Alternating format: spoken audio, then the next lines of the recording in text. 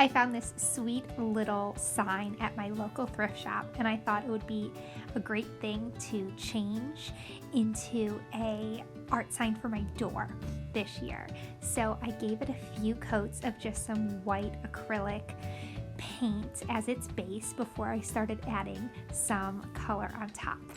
After I finished, I let it dry before getting out an assortment of rainbow colored acrylic paints that I had already gotten and had from a craft store, probably Michael's, and I just began painting away, of course, after doing some sketches to see what I liked.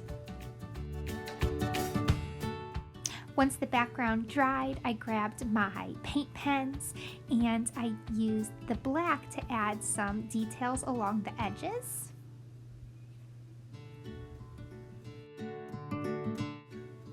Then I sketched out first in pencil what I wanted to write, my welcome, and I drew that out also with my paint pens.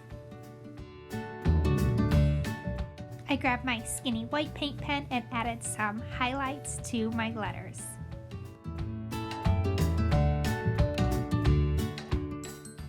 Now that it's dry, I just need to find a ribbon to add a bow.